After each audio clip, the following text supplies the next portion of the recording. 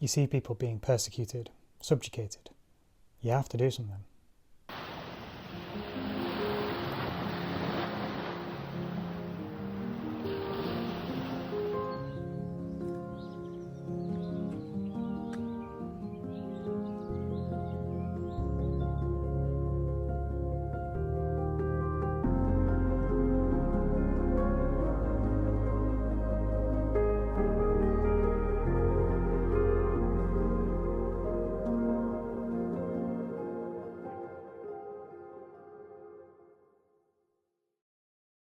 Those are the words of Robert Rosie Rosenthal, and this is just going to be my short little review of the Nuremberg 2025 film. So, yes, the Nuremberg 2025 film, directed by James Vanderbilt, stars an amazing cast: Russell Crowe, Rami Malek, Leo Woodall, Michael Shannon, Richard E. Grant, and John Slattery. Music composed by Brian Tyler, previously done some Marvel films in the past. So the cast is amazing, the score is amazing. I really enjoyed the film. I know it's kind of a bit, well, a few people that I spoke to, some people really loved it, others didn't, and films are always subjective, but I really enjoyed it. It's a Second World War movie. Of course, I was going to go watch it and go see it. I really enjoyed it. It was really fascinating to learn the mental side of the Germans that were captured. You know, you reading the books, around the Second World War, you get an idea of the kind of characters they are, Goering and Goebbels and Himmler and people like that. But some of them in this film I'd never heard of, so it was kind of interesting to learn about their background and how they were involved in the war. The mental side of how these men ticked, and even though they were all part of that regime, they all thought and felt very differently as individuals. And some of the performances were amazing. Obviously, standout is Russell Crowe. The film really kind of features him and focuses on him and his relationship between his character Goering and Rami Malek's character of Douglas Kelly, the psychiatric doctor who was tasked in kind of profiling Goering and the other German high commanders, and seeing how they ticked and trying to delve into how could these men do such atrocious things. The score as well as the performances. There's one standout scene that I remember in the cinema when I was watching it. I was thinking, God, it was amazing. The combination of the visuals and the score was amazing. It's the scene, the tunnel scene just before the trials start, and all the Germans are walking through this tunnel. They built this tunnel to protect them because they knew there'd be people around who wanted to get their hands on these people. So they built this tunnel from the cells to the courtroom, and they're walking through, and the score just rises up, and it's amazing. I just for that scene alone, I was blown away. And then Russell Crowe's performance as Goering in that as well is amazing, absolutely amazing. Obviously, it being the Nuremberg trials and around the Second World War, obviously they're bringing up what happened at the concentration camps. You can't get away from that.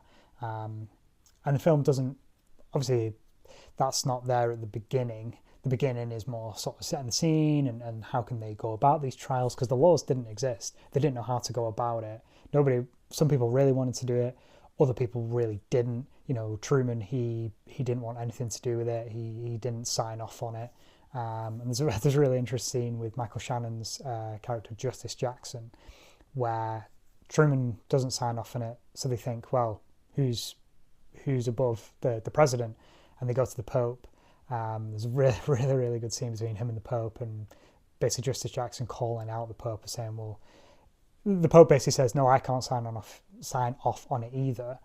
But then Justice Jackson basically kind of blackmails him and says, well, it was okay for you to sign something in 1936 to kind of recognise the German state, really.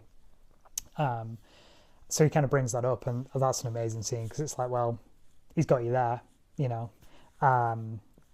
so the beginning of the film is setting the scene, and then it moves into the trial, and in the trial they show footage from the camps, and this is real historical footage. It's not doctored in any way, and obviously that bit was very, very moving and hard to watch, but obviously it was necessary, because that's basically what this film is all about. It's these trials to bring these men to justice for what they did to, not just the Jews, the other minorities, the Eastern Europeans, the travelers.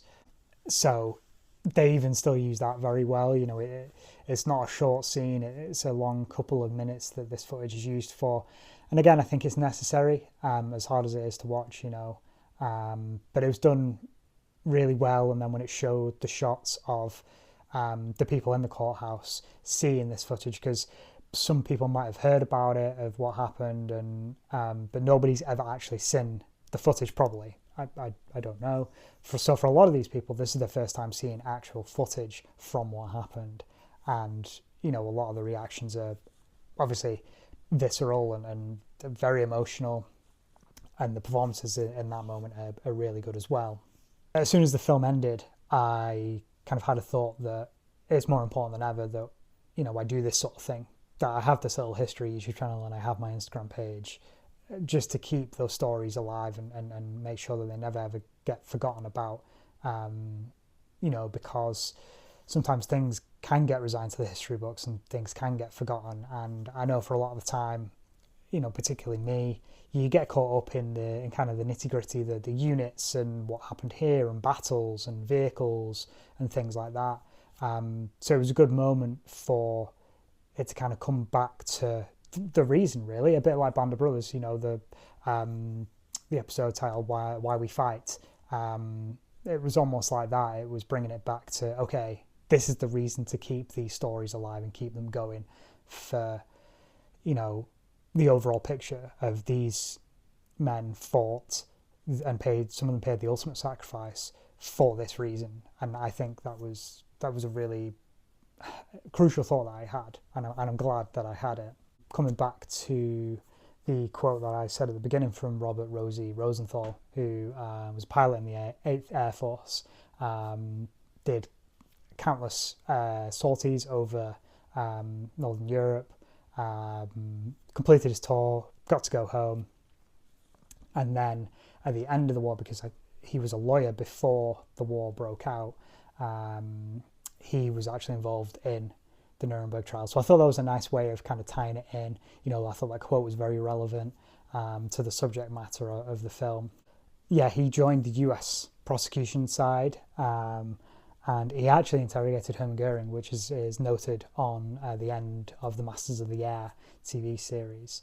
And then another nice little fact about him is that on his journey back from the US to Europe to take part in these trials, he actually met his wife, who was also a lawyer, and they got engaged a few days later, and then they were married and they had a family. So I thought that was a nice little fact, that something nice like that can come out of something quite horrible, really.